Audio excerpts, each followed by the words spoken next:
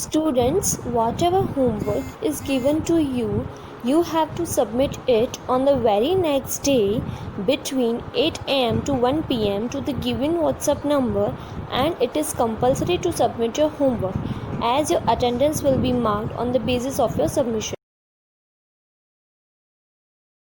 Hello students, good morning. आज हम बेटा एक्सरसाइज नंबर 3.2 क्वेश्चन नंबर 3 के बारे में डिस्कशन करने जा रहे हैं। From the following information of altitude and the amount of effective oxygen in air at the place obtain the regression line of amount of effective oxygen y on the altitude x. If the altitude of place is 7 units, estimate the percentage of effective oxygen in at that place. तो बेटा ये जो हमें दिया है वो क्या दिया है, x दिया है, एंड सेकंड जो है हमारे पास क्या है बेटा, y है। ओके, हमें x की वैल्यू कितनी लेनी है, तो 7 दिया है इसने। देखो x की वैल्यू लास्ट में हमें कितना लेना है, 7। यहाँ देखो बेटा x जो है ना वो नॉर्मल वैल्यू है 0 1 2 3 4 5 6, बट y की जो वैल्यू है ना वो बेटा पॉइंट में दिया है। देखो आपको, तो y की वैल्यू बेटा पॉइंट में है, तो u एंड v फाइंड करने के लिए क्या करना है तो वो हम देखेंगे। तो पहले बेटा हमने x bar and y bar find किया, तो x बार 3 मिला हमें, y बार कितना मिला, 18.59। तो बेटा देखो u फाइंड करने के लिए तो कोई मगजमारी है ही नहीं। u इज इक्वल टू तो हम लिख देंगे x माइनस ए, है ना। बट v फाइंड करने के लिए आप लिखोगे y माइनस बी। क्या लिखोगे बेटा, तो b इज इक्वल टू कितना एज्यूम करना है आपको। तो ये सम अगर आप चाहो तो b is equal to 18 assume करके रेगुलर जो हम यूवी वाली मेथड से जैसे किया हमने वैसे हम कर सकते, बट हमें यहाँ CY/CX वाली मेथड का अगर यूज़ करना है तो हम कैसे कर सकते हैं। तो देखो u के लिए तो कुछ करने की ज़रूरत नहीं है, x में से 3 माइनस किया और कोई डिवाइड करने की ज़रूरत नहीं, इसलिए ऐसे CX इज इक्वल टू 1 लिख दिया। अगर V को हम CY से डिवाइड करते हैं तो आपको कैलकुलेशन में इजी रहे, इसलिए आपको CX इज इक्वल टू 1 लेना है। एंड V के लिए इसने क्या किया, देखो V is equal to y minus b upon CY, क्योंकि y में से वो 18.5 माइनस करेगा ना हर एक में से, तो V की वैल्यू पॉइंट में आएगी, तो वो पॉइंट हमें हटाना है। तो इसके लिए हमें क्या करना है वो हम देखने जा रहे हैं बेटा। तो देखो इसके लिए आपको क्या करना है, यहाँ हमें बेटा टेबल बनाना है। तो हमने पहले x लिखा, बाद में y लिखा बेटा।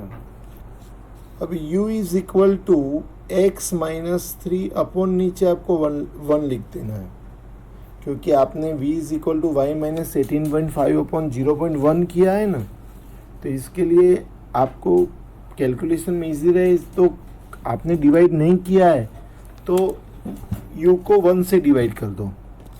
अब क्या करना है बेटा, देखो 0 में से 3 को तो माइनस करोगे तो ये पूरा टेबल तो आपको मिल जाएगा, बट आप 20.9 में से 18.5 माइनस करो बेटा, 0.9 माइनस 18.5 करो बेटा, तो आपको 2.5 मिलेगा। क्या मिलेगा बेटा, 2.5। तो आपको बेटा पॉइंट में नहीं चाहिए, विदाउट पॉइंट चाहिए, तो आपको 10 से मल्टीप्लाई करना पड़े, तो कि हाँ करना पड़े।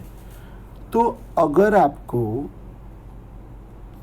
ऐसा लिखो आप y माइनस 18.5, तो आपका जो भी आंसर आएगा वो पॉइंट में नहीं आएगा फिर। बट हमारी फॉर्मूला तो डिवाइड वाला ही बताती है, यहाँ मल्टीप्लाई वाला नहीं दिखाती है।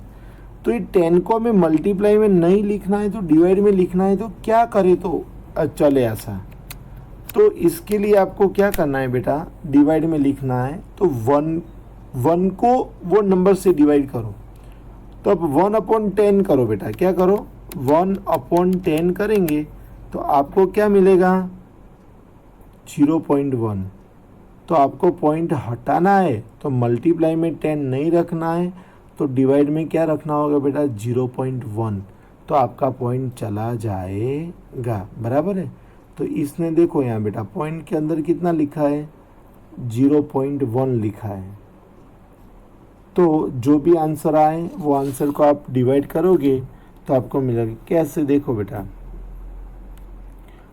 20.9 में से 18.5 माइनस करो आप तो 2.4 को 0.1 से डिवाइड करो तो कितना हो जाएगा बेटा 24। 20.1 में से 18.5 माइनस करो बेटा तो आपको 1.6 मिलेगा। 1.6 को डिवाइड करो तो 16। 19.4 में से 18.5 माइनस करो तो कितना मिला, तो कि 0.9 डिवाइड करो 0.1 से तो कितना मिलेगा बेटा 10। ऐसे आप करते जाओगे तो आपको बेटा v भी मिल जाएगा। बाद में जैसे हम u एंड v का जो मल्टीप्लाई करेंगे वो मल्टीप्लाई करना है। बाद में u स्क्वायर करके आपको सम का पूरा जो टेबल है वो टेबल पूरा कंप्लीट करना है, बराबर है। अब क्या करेंगे बेटा, तो बेटा बाद में हम y on x फाइंड करने के लिए फॉर्मूला लिखेंगे b is equal to n into sigma u v minus sigma u into sigma v upon n into sigma u square minus sigma u whole square into बेटा c y upon c x लिखना है जब हम u and v find करने के लिए कोई भी अमाउंट से डिवाइड करे तो बेटा। तो हमने पूरी वैल्यू लिख दी बेटा यहाँ। अब सी वाई कितना था, तो हमें v को छोटा करने के लिए 0.1 से डिवाइड किया था, तो सी वाई के बदले आपको 0.1 लिखना है। और सी एक्स कुछ नहीं था तो मैंने आपको बोला था कि आपको 1 लेना है, बराबर। इस सब का मल्टीप्लाई किया बेटा तो लास्ट में 0.1 से मल्टीप्लाई होगा। जो भी आंसर आए इसका लास्ट में मल्टीप्लाई करना, तो b की वैल्यू हमें कितनी मिल गई -0.71। बाद में जैसे हम a फाइंड करेंगे वैसे ही करेंगे, a is equal to y bar minus b x bar, बराबर। तो a की वैल्यू कितनी मिल गई 20.72। बाद में बेटा हम रिग्रेशन लाइन लिखेंगे a is equal to b plus. तो जब b की वैल्यू माइनस है तो यहाँ साइन प्लस नहीं आएगा, माइनस आएगा। वो बात आपको याद रखनी होगी बेटा। अब इसने बोला था बेटा कि now if the altitude is 7 unit then the effective oxygen is, तो x की वैल्यू हमें कितना लेना है 7 लेना है, क्योंकि हमें इसने 7 बोला था तो हम x के बदले 7 लेंगे तो y कैप कितना मिलेगा बेटा हमें 15.75। ओके बेटा, जो हमारा डेटा था इसने y के अंदर परसेंटेज लिखा हुआ था इसलिए हमने यहाँ परसेंटेज का साइन किया। ओके बेटा, तो ये जो मेथड देखी वो हमारी थी सी वाई अपॉन सी एक्स वाली मेथड। बाकी इस टाइप के सम का डिस्कशन हम नेक्स्ट टाइम करेंगे। ओके बाय बेटा।